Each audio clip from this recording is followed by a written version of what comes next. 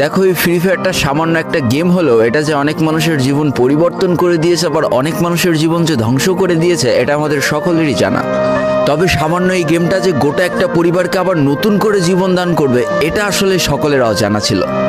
হ্যাঁ বন্ধুরা, আজকের গল্পটি এমনই একটা পরিবারকে নিয়ে যারা এই ফ্রি ফায়ার গেমটাকে একেবারেই সহ্য করতে পারতো না, বরং তাদের সন্তান যখন এই গেমটা খেলতো তারা আরও উল্টো বকাবকি করতো।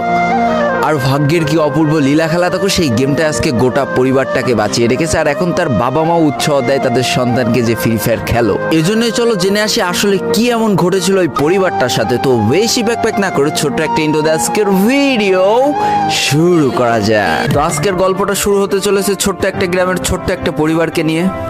বাবা মা এবং তাদের দুই সন্তান অর্থাৎ দুই ভাই, ছোট্ট একটা পরিবার, খুব সুন্দরভাবে তাদের জীবনযাত্রা চলে যাচ্ছিল।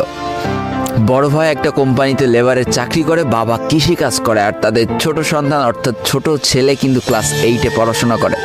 দারিদ্রতার বেড়াজালে আটকে পড়া পরিবারকে সাপোর্ট দেওয়ার জন্য তাদের বড় ভাইকে খুব অল্প বয়সে কাজে চলে যেতে হয়েছে। এই জন্য বড় ভাইয়ের পড়াশোনাটা ঠিকমতো হয়ে ওঠেনি। তবে বাবা মার একটাই স্বপ্ন ছিল যে তাদের ছোট সন্তান অর্থাৎ ছোট ছেলে যাতে উচ্চশিক্ষায় শিক্ষিত হয়।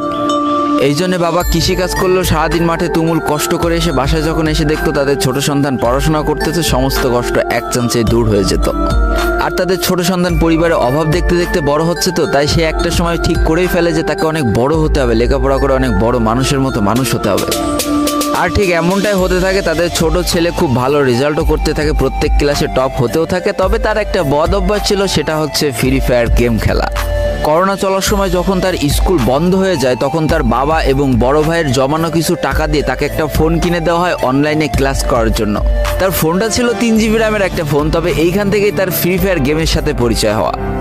সারাদিন পড়াশোনার ফাঁকে সময় পেলেই সে ফ্রি ফায়ার গেম নিয়ে বসে পড়তো। আগে যেমন বাইরে খেলাধুলা করতো, এখন সে আর বাইরে খেলাধুলা করে না, ঘরে বসে সারাদিন ফোন টিপে আর ফোনে গেম খেলে। এদিকে তার বাবা মা যখন ফ্রি ফায়ার গেম খেলা দেখতো তখন প্রচণ্ড পরিমাণ রেগে যেত, এমনকি মারধর পর্যন্ত করতো যে তুই এই গেম খেলা বাদ দিয়ে দে। তবে তাদের ছোট ছেলে যতই বাবা মার বাধ্য সন্তান হোক না কেন, ফ্রি ফায়ার গেমটা ছাড়তে সে একেবারেই নারাজ।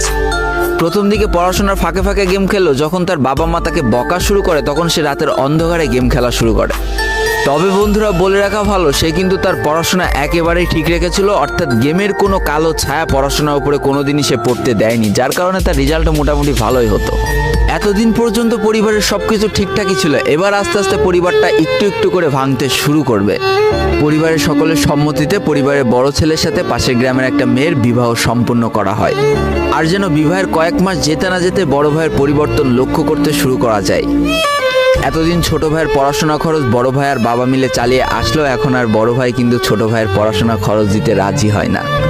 তবে তাতেও খুব একটা ফারাক পড়ে না, কারণ তাদের বাবা এখনো শক্তভাবে তাদের পরিবারটাকে ধরে রেখেছে, অর্থাৎ বাবা কিন্তু কৃষিকাজ করে তাদের পরিবারটা খুব সুন্দরভাবে চালিয়ে নিচ্ছিল। তবে বলে রাখা ভালো, হাতের 5টা আঙুল যেমন এক হয় না, পরিবারের প্রত্যেকটা সন্তানের মন মানসিকতাও কিন্তু এক হয় না। কিছুদিন পর বড় ভাই পুরোপুরি আলাদা হয়ে যায়, তার বউকে নিয়ে নতুন করে সংসার তৈরি করে।